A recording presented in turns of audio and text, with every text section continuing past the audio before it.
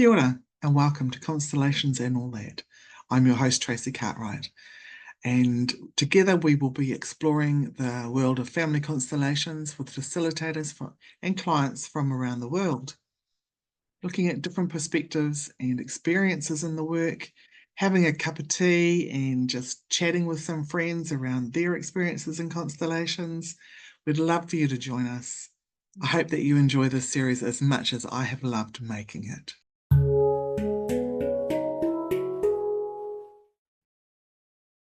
Kia ora everyone, welcome to Constellations and All That.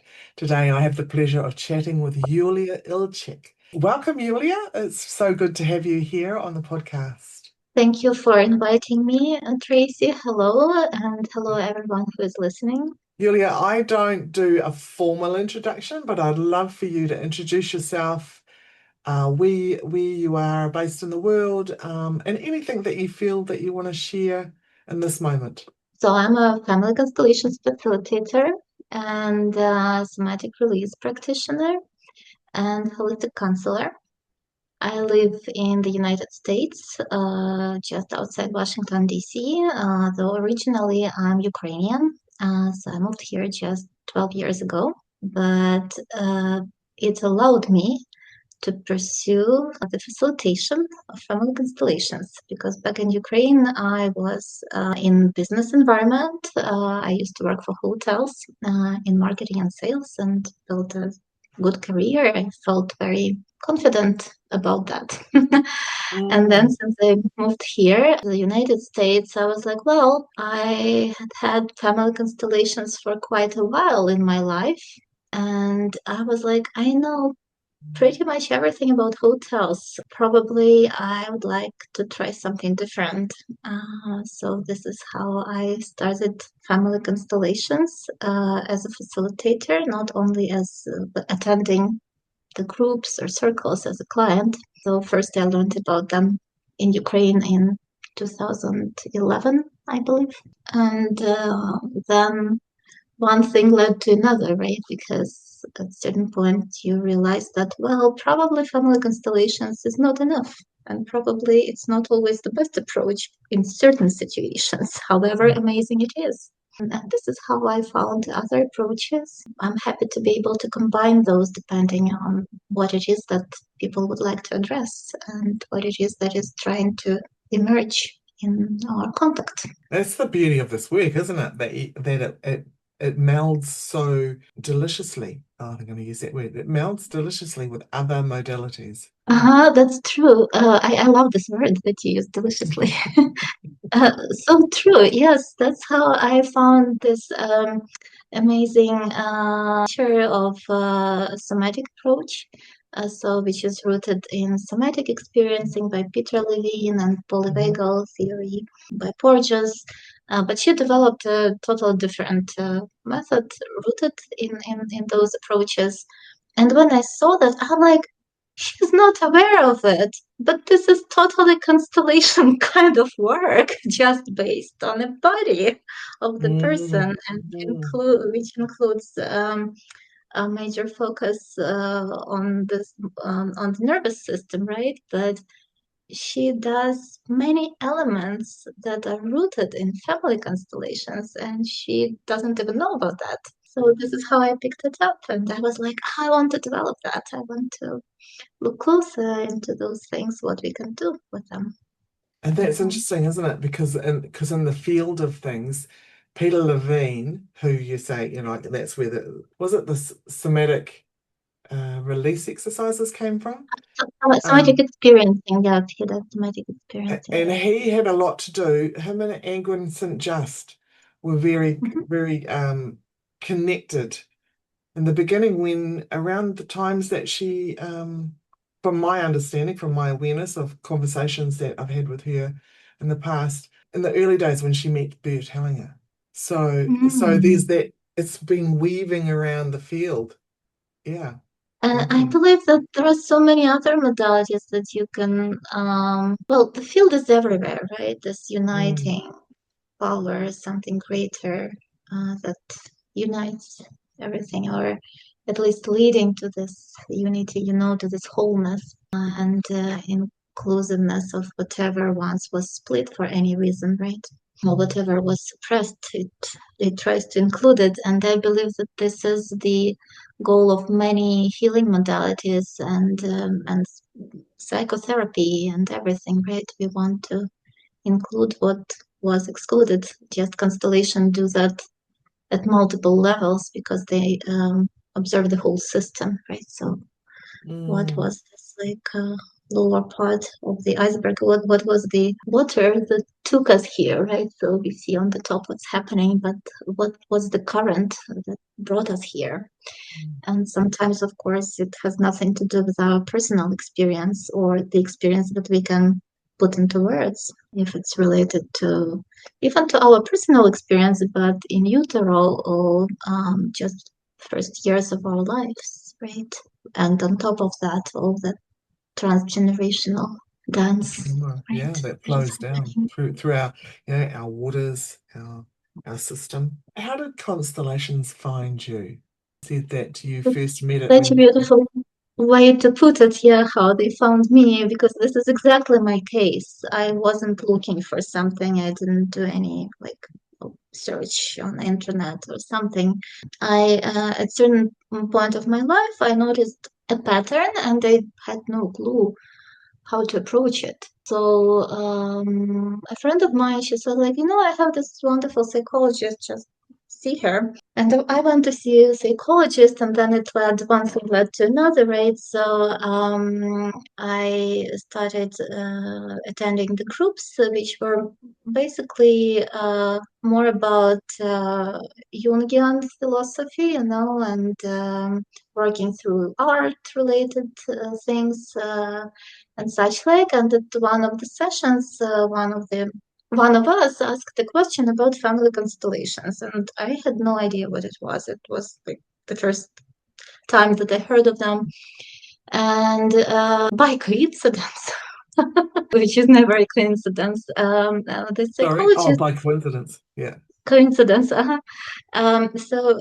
this psychologist, she proved to be quite aware of family constellations, and she even studied them with the Germans. So she knew the classics. Let's put it this way, the foundation, right, of this approach. And she offered us to make one exercise, constellation-based exercise. The thing is that either I somehow missed a description or it proved to be not enough to me, but everything was jolly and nice until the moment when I proved to be in the spot representing somebody's grandmother.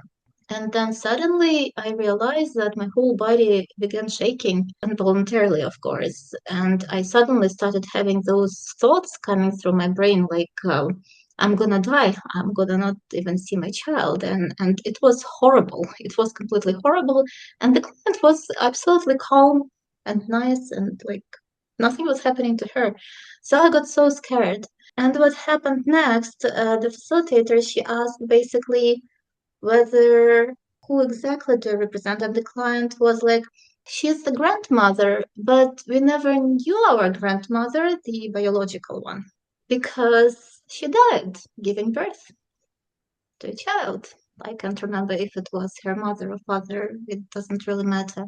I was so affected by that because it was I would say, one of the first representations. And it was a really rough experience. I didn't even realize that it was possible to access information so easily when you have no clue about the person, about the situation and their family, but just they ask you to represent and you say yes, and it comes to you, whatever is excluded or whoever is excluded.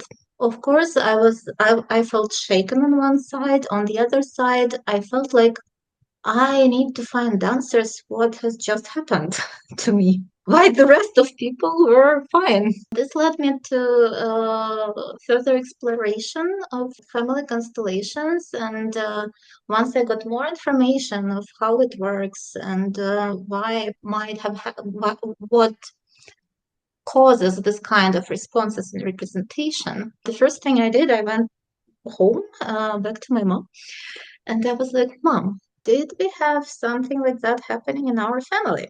And my mom was like, no, why do you think about that?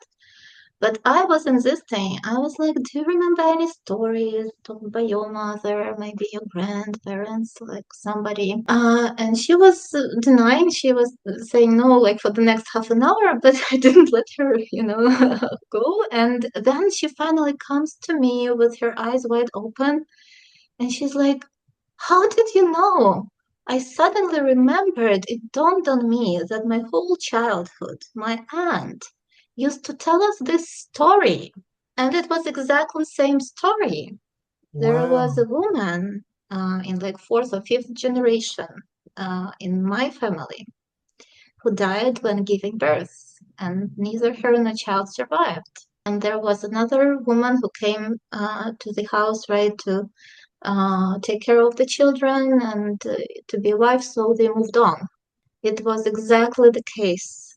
Wow. And I experienced, like, it's like a huge puzzle that suddenly came together in me. I experienced so much relief, and at the same time, there was so much, like, of wow, like this. I was amazed that it's even possible. And I keep being amazed, in a way, but that time I remember it as if it happened just a few minutes ago, so clearly. It's Yeah. amazing that you say that, because this morning, because for me it's morning here in Aotearoa, and I was who popped into my mind. So if I point to this picture behind me, this lady here, this is Mm-hmm, my great grandmother on my father's side, his mother's mother, and mm-hmm. she died in childbirth.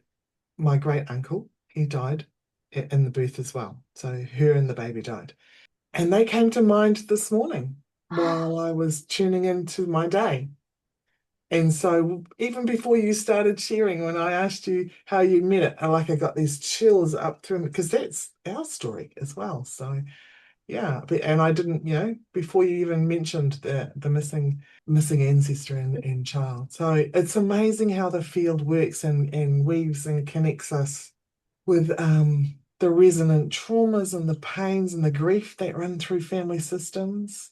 I think that we personally think that we meet people who have that resonance, and there's something in that sparks either an activation, maybe a good one or a bad one, or it allows for a deeper connection, or there could be some resistance. So, what happens when I meet this person up there?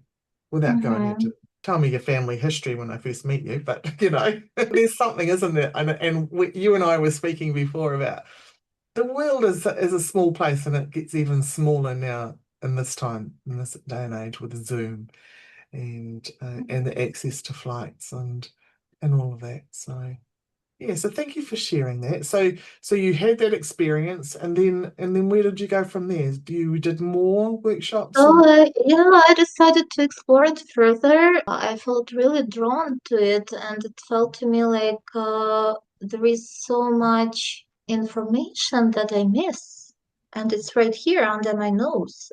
So, in Ukraine, I don't know how it works in New Zealand, but in Ukraine, it was possible to find a group of family constellations like every, I don't know, if not day, then every week, which I did. I would just work from Monday to Friday, and then I would go and to some family constellation circle on Saturdays or Sundays as a representative, or sometimes to work on my inquiries and to address something of my own. And so this is how I have become a part of this constellation field. And I was a client representative for quite a while, for quite a long time.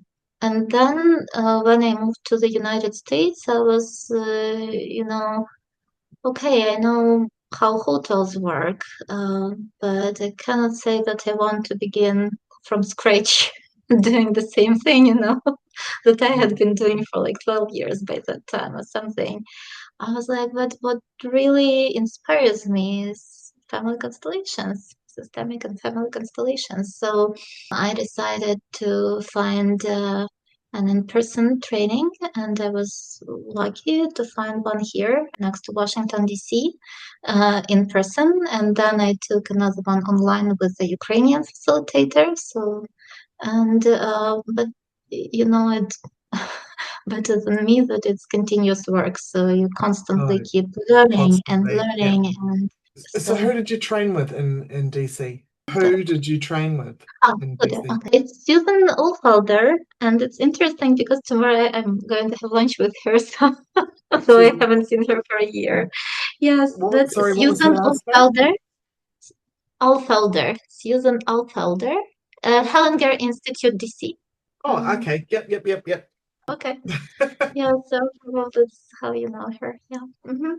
Oh, So I trained wonderful. with her for 1 year, and then I was lucky to have a chance to attend in-person groups of Yelena Visilaga, who used to come here from Russia, from Moscow. She is a very Elena? profound, Elena. Yes. She's a very Mm. profound facilitator. I love Yes, her, I and met her in Sydney. Okay. yes, she used to go to Australian gatherings, Australian conference. Yeah, so I'm a big admirer of her work and how she listens to the field and how much she can include with her attention and what quality of presence she gives. So I enjoy her work a lot, and so I was lucky enough, yeah, to train with her here in the United States, and then of course, due to COVID, we had so much new access, right, to facilitators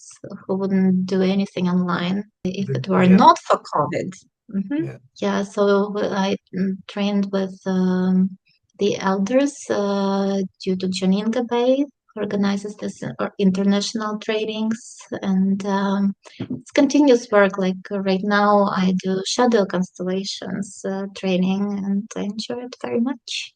With Near, Yeah, yeah. Thurman. I'm chatting with Near next week, I think. Yeah. Oh, it's He's amazing. he's fascinating. Yeah. I've done quite a bit of work with him over the years. So yeah, beautiful stuff. Beautiful stuff. I love it. And also interconnected. And I saw on a flyer recently, you're part of you're going to be at a conference soon. What is it? The North American? Uh, so we met at ISCA conference, right? Yes. International Systemic Constellations Association conference in Merida, in Mexico, and the upcoming conference is going to be North American Systemic Constellations Association doing the conference here on the East Coast. So I'll participate there in March.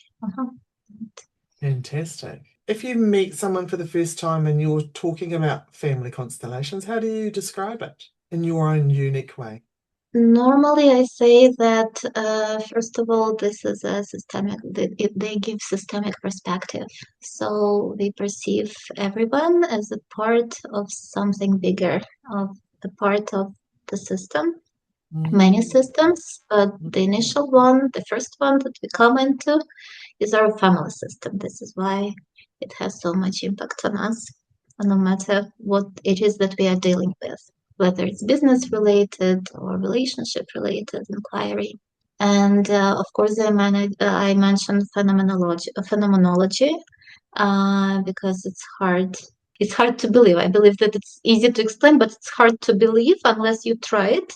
That you see much more when you set up just two figurines on the desk, right? Or that you have much more access to information. Just asking a person to represent someone, and they are there, and they do represent someone, and you have access to much more information that you had just a few minutes ago.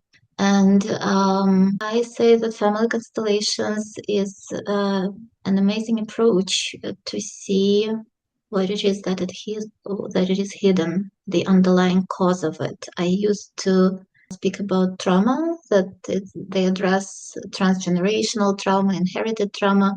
But these days we know that we work more and more with different parts and childhood experiences and because we as human beings have our own system within us, right? With all those voices or experiences and suppressed emotions or feelings and such like, and family constellations can lead us through those paths as well to find how we can navigate them differently in the future, not to repeat them. Beautiful. Yeah, that's a great description. Mm-hmm. I love that when I ask that question, I get such a beautiful myriad of responses to that. So that's really, really cool. How do you usually describe family constellations? Well, I usually go with I just talk about what we experienced didn't start with us, and that this is a way of discovering what is hidden behind something that just keeps arising in our life if we aren't able to shift it. There's many ways that we Mm-hmm. can shift things, but if we aren't able to shift it, there's often something invisible that we're entangled with, or we're carrying for our larger system, or it's frozen or stuck inside of us. So this is a gentle way of discovering what's hidden underneath an issue for us. Mm-hmm. Mm-hmm. Yeah, That's pretty beautiful. much how I describe it, mostly. Yeah. Now you've shared that with me earlier that you have started a family since you've been in America. You met your partner, your husband, and Yeah, this was the reason why I had to move. this is what brought you to America. Yes, this is exactly who brought me to America, I would put it this way. Because my husband, he used to live in the United States, and I remember that when I met him, and then when I came here, he was so proud of the United States, and he's like, "This is your dream come true." I'm like, "Wouldn't probably believe me. I never dreamt of the United States at all. I would rather list like many other countries I wanted to visit, but not the United States for some reason. I don't know. But here I am." And I believe that in many ways, like adjusting, immigration to the United States probably is easier than immigration to any European country because of the diversity that we have here. It helps. Everyone is an immigrant, to a certain extent. That's interesting to hear, because we hear a lot about how hard it is to get into the United States and how, so that's interesting to hear The that. road was open for me. It was really easy for me. Like all this system, it worked very easy for me. So I don't know. And to I hear. know for some it's hard, for the others it's not. That lucky one who didn't have any trouble. I was talking yesterday with someone about fate and destiny. So it feels like that was your destiny to be there, to step into the trainings and to, be with your husband Yeah, and that's start your exactly how it feels to me. That's exactly family. how it feels to me too. Beautiful.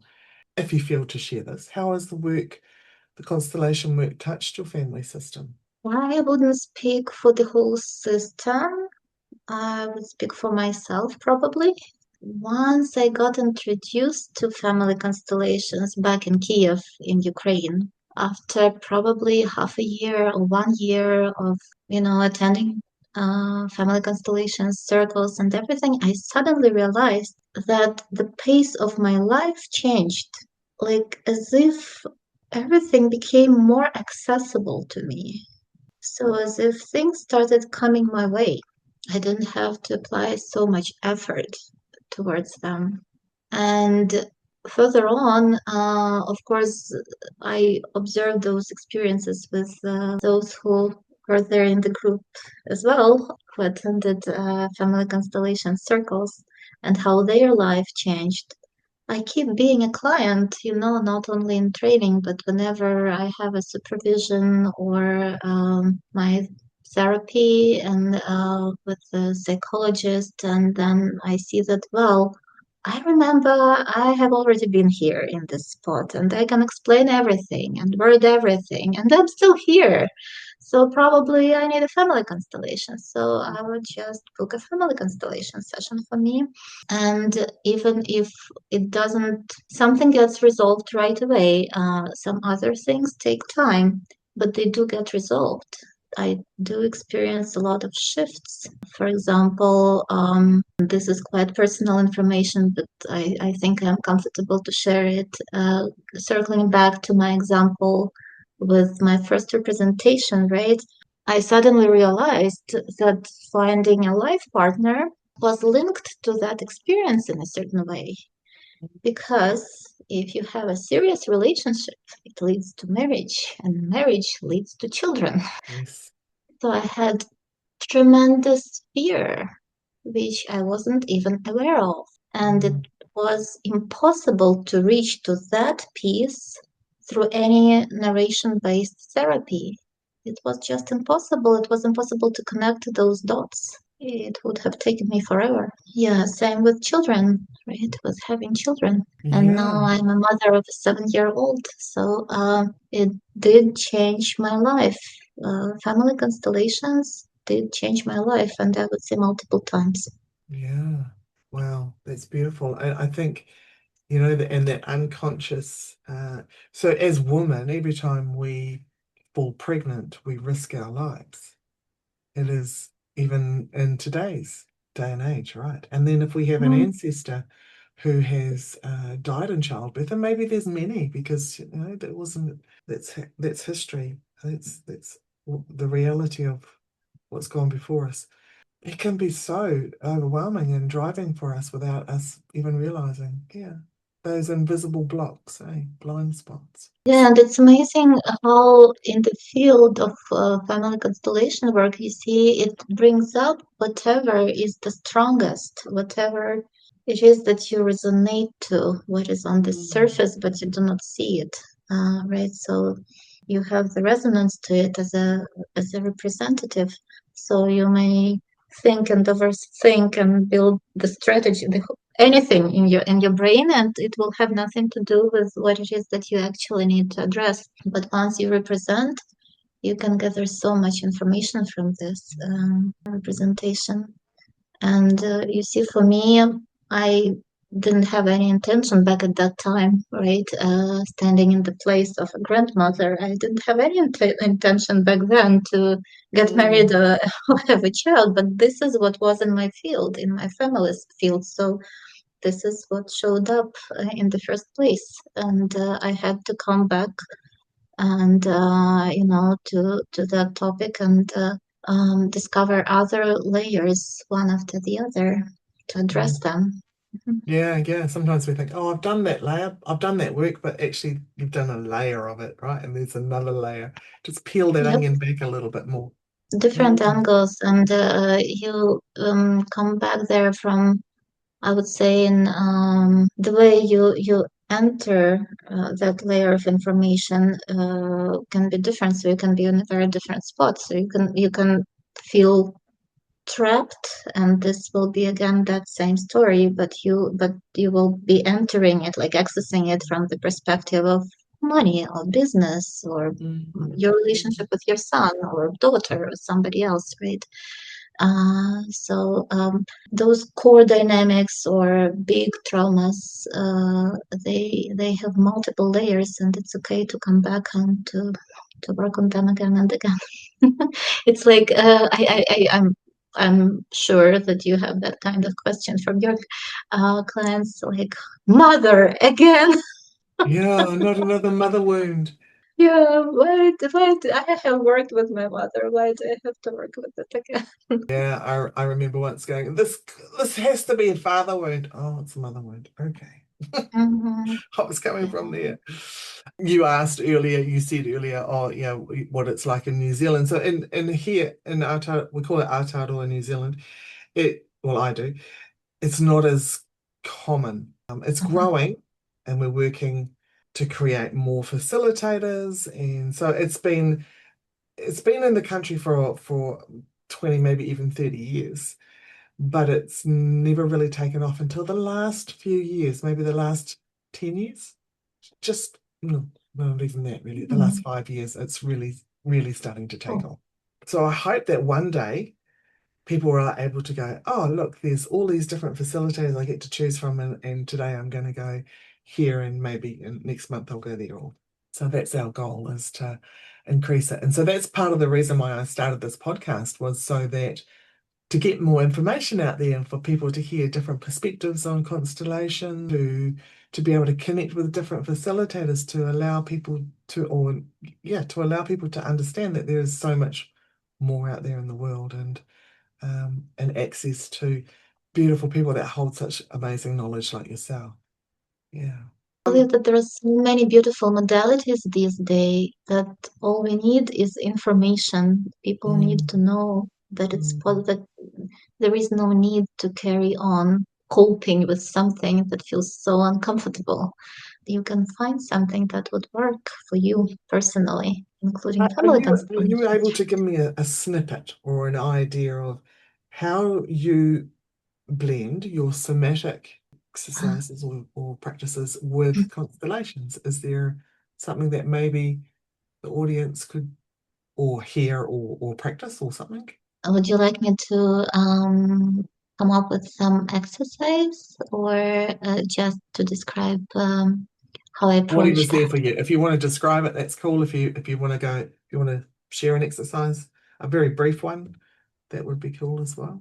I cannot come up with an exercise, but I can say that, for example, when I have a family constellation with someone, right, for someone, if it's online, I notice that like certain moments might be experienced as extremely overwhelming by another person, right? By the person who is addressing something, right? And I believe that this is where it's better to provide anything that would be beneficial to self-regulate, right? To feel like you're back in your body.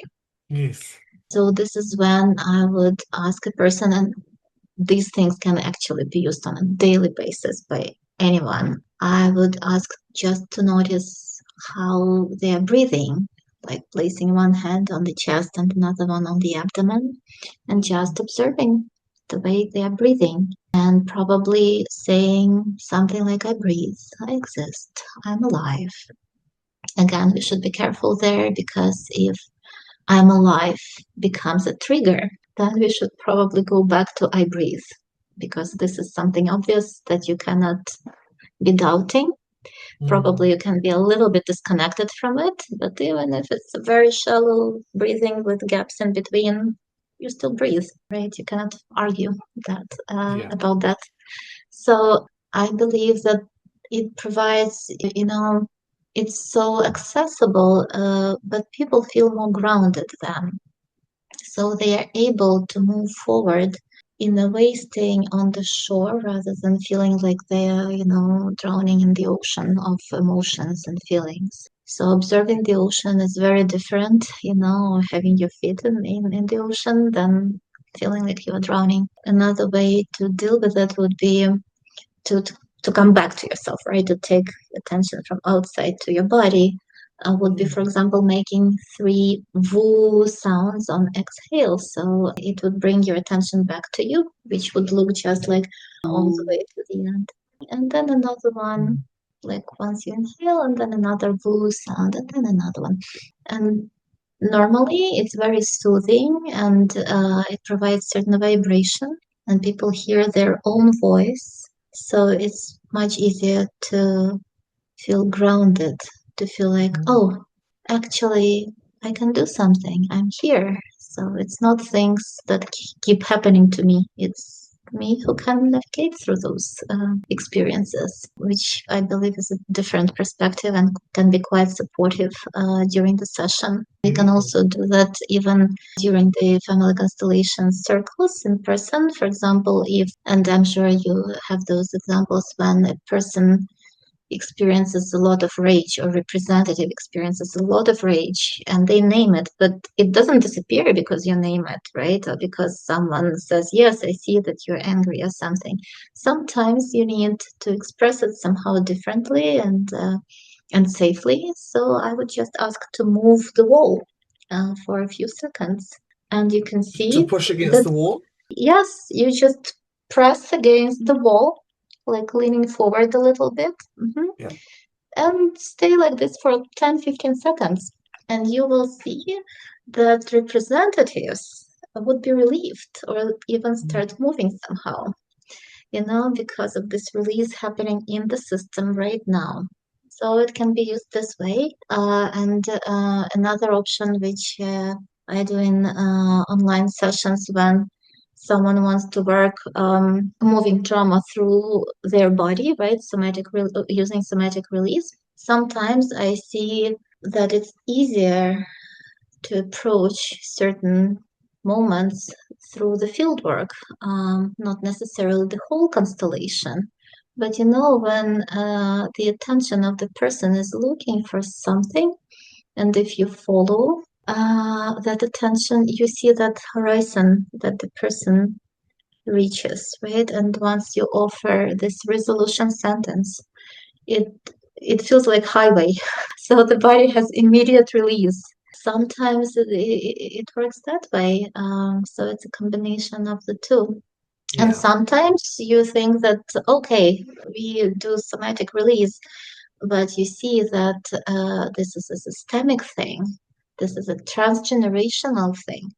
And you can breathe and do anything like observing your nervous system, but there is no release happening because first things first, you need to address the architecture of the process, and family Yes. constellations would be better, in that case. And then you can navigate through the personal experiences, addressing them through nervous system release. Fantastic. Fantastic.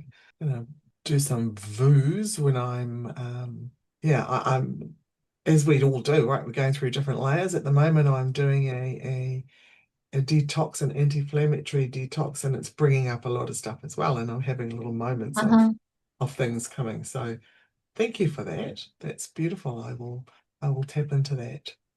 Very cool. You're welcome. Try, yeah, particularly when our attention is like, in this fight or flight response. So it's like outside of us. We do not feel us because we are in such a hyper vigilant state, right? So we don't feel safe. Basically, Wu brings our attention back to us, and we can notice that actually we are safe, and then we can, process things very differently. Yeah, beautiful. I love sound. I use sound in my work a lot. So, and that I haven't trained in somatic experiencing or releasing, but I know that the more that I have done, the more I've experienced it, I realize, I'm doing that. I'm doing those things. So somehow it's infused in my work. I just don't know that that's what you call it. Yeah, I believe that in somatic release, what happens is that the major attention is on the body responses. So you include the body more. While in family constellations, our attention is on a bigger picture, right? On the architecture of the process, on the field, and what it is that is happening there, what is trying to emerge through this. While in somatic work, I believe in any kind of somatic approach, we will be based on what it is that our body is telling us. What is the story behind this, I don't know, tightening in our chest, or butterflies in our stomach, or heaviness in our shoulders. So it's just the focus that changes, but it's again, we just include and keep including and keep following with our attention the processes that are unwrapping in front of us. And it's so good how the body can guide us as well by showing up, especially when we if we can stay in it and become aware of it. Yeah, thank you for that. If someone wants to work with you online or in person, how would they contact you? I know that you've passed me on the details and I'm going to put them in the thread, but I also like people to just share it audibly so that those who are listening can Thank you for your question. Yeah, I have a very simple website. So the name of it is familyconstellationsdc.com. And my email is info@familyconstellationsdc.com. So it's easy to find beautiful. me that way. And I'm present on social media on Instagram and Facebook. And that's, again, Family Constellations TC, or Family Constellations with Yulia Ilchyk. Great. And I have there's a New Zealand family constellation page that has ended up, I started it out just to kind of get information out here in New Zealand, but it's ended up going quite global. So I'm getting people from all around the world sharing stuff on there. So if there's ever anything that you'd like to share, it's the New Zealand Family and Systemic Constellation Group. So yeah, it goes all around the world. Thank you. That's cool.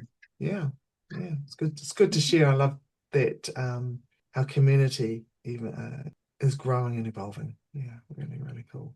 Yeah, and it's beautiful to even observe that how many people come together and share the vision, or family constellations is not just an approach, it's like your whole life perspective changes, right? The way you see things changes. You cannot unsee that anymore. Yeah, totally. So you relate very differently to what it is that you observe in your life or in the others, right? Yeah, and it's amazing how this family constellations community is growing and evolving, and includes many other aspects and modalities at the same time. So everyone is so different in this field, and the way you experience work with one facilitator, it will be something very different with the other, though we follow the same foundations, right, of this work and philosophy, right? And along with that, since our experiences are so different as facilitators, right? So Absolutely. the Yeah. approach ends up being different every single time you experience it. I'm being nudged to ask you this question because you mentioned that you were and you were still, and that was when you were sort of learning and being introduced to constellations and all that. What did you observe? Or did it change your observation of things that within the hotel system, within the organizational side of things? Like, was there any residue from the constellations that you could then see things in your work differently? There's a few questions. I sometimes joke that I'm so focused on individual constellations rather than organizational, because I got tired of business environment at some point. And I believe that to a certain extent this is true. So organizational work is interesting for me as well.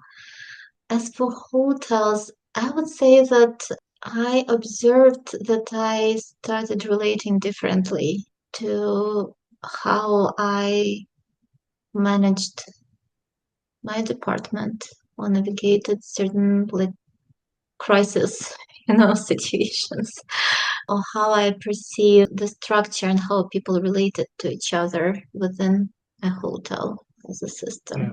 I believe that any business can benefit from family constellations. The question is how open they are for it, how much do they Right there want to with you. see. I'm the same. Yeah, yeah, and it fascinates me as well, though I don't have an organizational background. Well, maybe I do, but I don't think, like I'm not corporate, but I've Same definitely been here. involved in a lot of different organizations, so I guess I do in some way. But it does fascinate me. So who knows? Maybe one day I'll open that door as Yeah, and again with organizational work, I believe that this is the beauty of systemic work, that what works for an organization, it also works for the family, well. and the other way around. Because if you listen to Jan Jakob Stam, right, no matter whether it's something related to business, or organization, or societal work, you can easily translate it into anything else, into any other kind of inquiry. And I love how he says, like, about what is it that is trying to emerge, right? So we're searching for what is it that is emerging, that wants to be seen, The that emerging wants to future. receive that emerging future. Yeah, Mm, it applies to anything. that's right. That's right. Wow, I'm just looking at my clock and it says 11:11. Perfect little angel numbers. I think we'll leave it there. Thank you so much for saying yes to coming and having a chat with me and sharing your beautiful knowledge. And is there anything else that you would like to leave in here before we say goodbye? I'm very grateful for what it is that you do, promoting family constellations and giving people this information and access to this approach and other modalities, right, that they can benefit from. And thank you for inviting me here. It was lovely spending this time with you and having this conversation. I was really touched to see that, oh, we have some people from New Zealand coming over to Mexico. You know, I was really happy to see that, the threads of family constellations, they come together, leading us together, from however far we are in the world, at certain point we are very, in a certain sense, we are very close. Thank you. Yeah, it was a life-changing experience going there too. So life-enhancing experience. It was beautiful. Thank you. Yeah. Thank you for listening. Head over to Instagram and tell me what's resonated for you with this episode. You'll find me at tracy.cartwright. That's Tracy with no E. .cartwright. Or head over to my website, tracycartwright.co.nz, and receive a free audio with the gift from your ancestors. So until next time, be kind to yourself and have fun doing it.